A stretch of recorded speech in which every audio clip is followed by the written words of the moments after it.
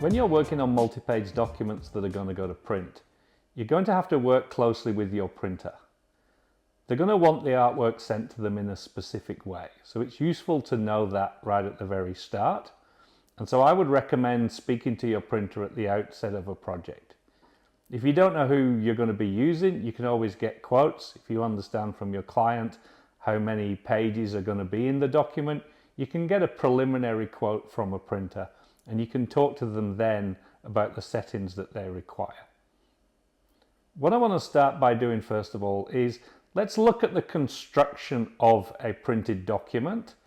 We're looking at one that is saddle stitched, so that's stapled together 4 pages on one sheet of paper, and I'm going to explain how that works and then how you translate that into InDesign, and then from InDesign how you can then export that into your artwork and then send that off to your printer. I have a print document here. As you can see, this is the front cover, and then as I open it up you have the first double page spread. This is probably what you'll be familiar with when you're working in InDesign, is you see what we call spreads. So front cover on its own. If you've set your document up with facing pages, you'll then see the left page and the right page. And as you flick through the document, you can then see each spread as you work your way through it. What I'm going to do is just jump to the center spread and then lift this out. So you can see from this that we now get 4 pages from the one piece of paper. We get the center spread, and you get the pages before the center and the page after. And when you put it back into the document, it starts to make sense that you get the left page and the right page. But then when you pull it out and you look at it like this, then it doesn't make sense because it's not meant to be viewed that way. This is how it would be viewed. You see that, you see that, and then you see that. Now you can actually print from InDesign and print a booklet out, and you can also print it out as the spreads. If you're sending your artwork to a printer for them to do the actual print job, then it's important to send it to them in the way that they want it sent to them. And we're going to look at that as well, about how you actually prepare your artwork to send to your printer. I have an example here of a brochure that I've designed for a client. It's just a little 12-pager. If we look at the setup, you can see here I've got my spread set up, I've got my front cover, my internal pages, and then the back cover. As I mentioned before, that one piece of paper creates 4 pages. So this document will be made up of 3 sheets of paper, which will then make the 12 pages. Now, it's not, if you're not great at maths, there is a nice easy way to check whether your pagination is working, and then come down to print booklet. So go up to file, come down to print booklet, and then go to preview. And what that will show you is that your front cover should be next to the back cover if your page count is correct.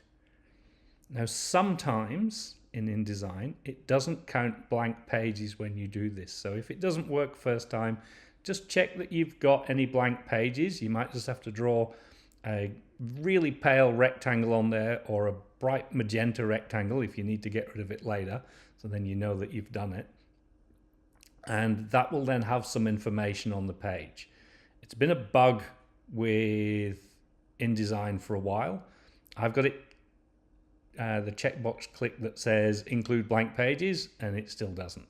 So just make sure you've got something on every page if it does that.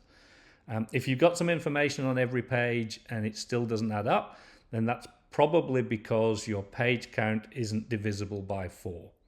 So you should be counting up in 4. So 4, 8, 12, 16, 20, 24, etc., etc. If you're saddle stitching it, then that's the case. If you're doing it perfect bound, you might be able to have a number that's only divisible by 2, but you would need to talk to your printer about that, just to make sure that they can drop in a single sheet as part of the perfect binding method when they're doing that, which is usually it would be a much thicker book if you're doing perfect bound. 12 pages is perfect for saddle stitching. It's probably nowhere near enough to do perfect bound, so you would just saddle stitch this one, which is basically stapling it down the center. So you need to make sure that it's divisible by 4. Then here you can see I've got my front page and my back page. And then if I just work my way through the document, you can see then that I've got page 2 on the left, page 11 on the right. The next one is 10 on the left and 3 on the right. Again, that then works with the way that the document is put together. And all of your pages should add up to your page count plus 1. So you see here 10 and 3. And then on the next one, you've got 4 and 9. Again, that adds up to 13. So that's your page count, which is 12 plus 1.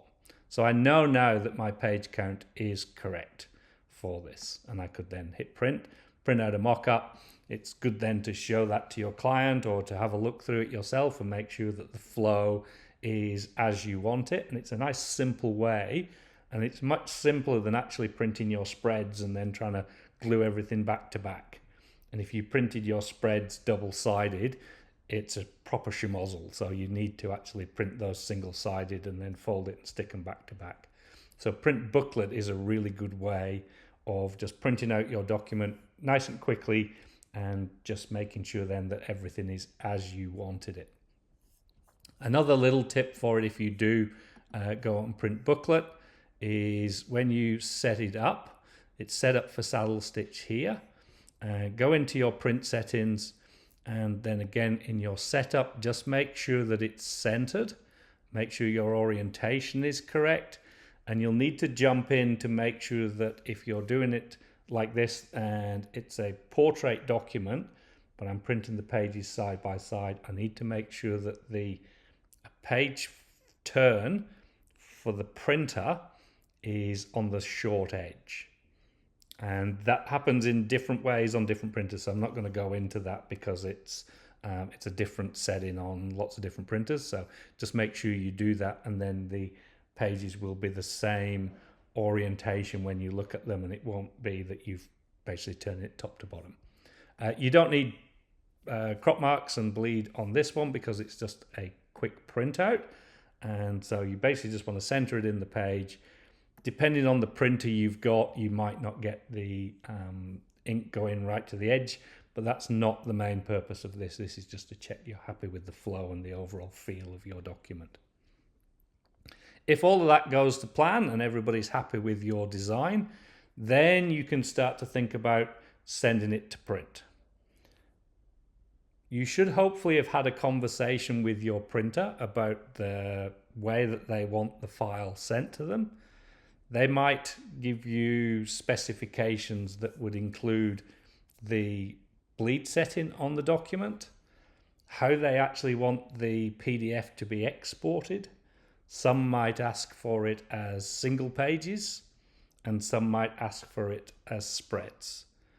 So have that conversation with your printer before you produce the artwork. Don't just kind of export your PDF and send it off to them and hope that they'll be happy, because if that's not how they want it, they'll come back to you, and that's going to add time to your process, which you might not have.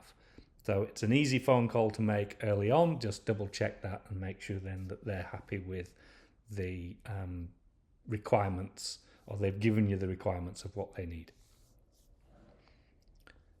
Once you have those requirements, then you can go about the process of exporting your file. So if I'm exporting to a PDF, I'm just going to come up here and I'm going to come down to export. And I'm just going to put that onto my desktop and we'll go from there. Now, when I'm exporting, I have options. So I'm going to go for print because obviously it's a print document. So that's the first thing to change. It was set up.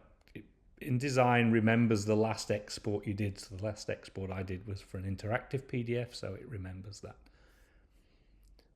I'm going to want to send high quality print.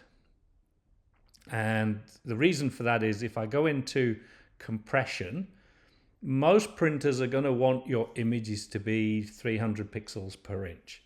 So you need to make sure you're working with high resolution images, and you need to make sure that they are of at least 300 pixels per inch, unless your printer has told you they can work with others.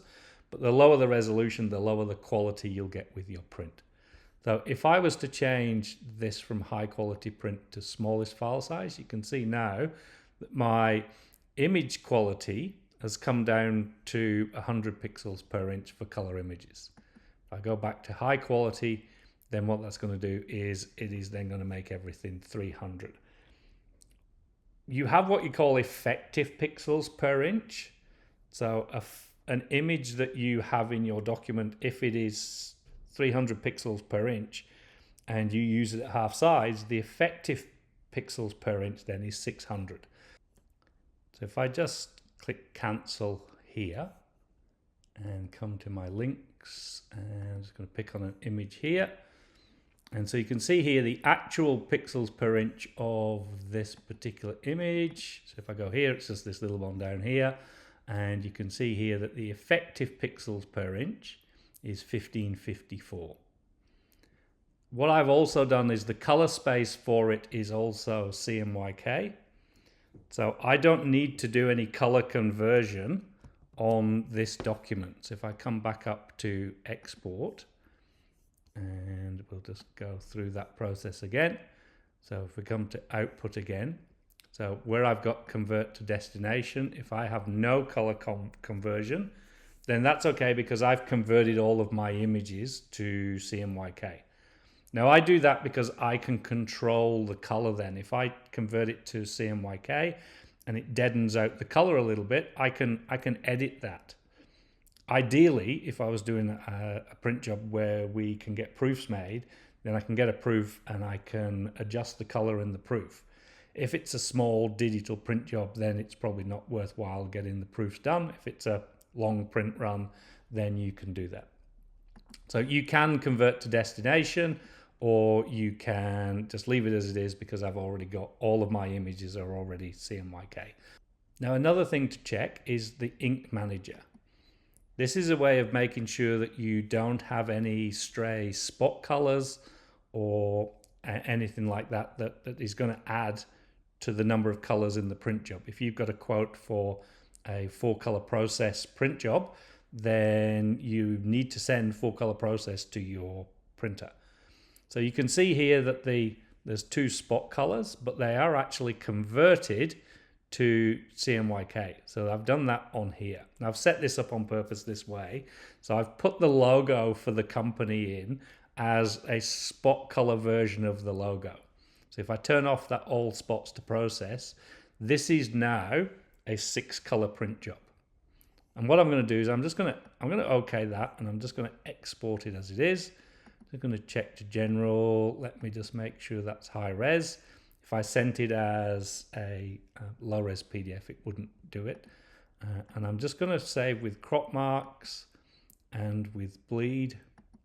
And I'm going to save this one as spreads so you can see what it looks like when I export it that way. And I'm just going to click export, and it will go off and do that. Okay, well, I'll close the window now and open up the PDF. So you can see here that I've got my cover, and then the document is set up as spreads.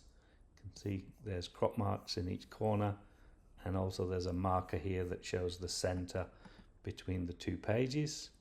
If I then come back to the front cover, I'm going to open Use Print Production and look at Output Preview. And this shows me now that this is a 6-color print job. If I turn off the process plates, everything except the logo disappears. If I turn the process plates back on, turn off the spot plates, then the logo disappears. And you can see here one of the disadvantages of sending it this way, that one, it's going to cost me more money because it's a 6-color print job, but also the logo, which is a spot color, is right next to text that's in 4-color process. So it's kind of unnecessary to send your logo as spot colors in a document like this. It's a short print run, it's not a huge budget. If I did have a much bigger budget, I would probably, and the brand color was really important, and there was a lot of the brand color maybe as a solid, then I would consider sending it as more than 4 color process. And if I did that, then this text down here would also be in a spot color. So I would take advantage of that and use it everywhere. I've basically just done this just to demonstrate to you that if I turn off one color, you'll see that the green disappears, and then if I turn off the blue, then the green stays and the blue disappears. So like I say, it's unnecessary on a project like this, but you can see that's what would happen if, when I exported my document in InDesign, if we go back to that sort of process of going through, and I just need to just close it so it will then at least let me save over it if I do that. So I come back in and I export that. If I come into my output and go to Ink Manager, then I'm going to convert all spots to process, and then do the same process again. Just make sure I've got all my bleed and crop marks on it.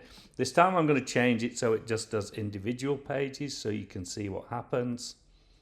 And then again we'll go through that process.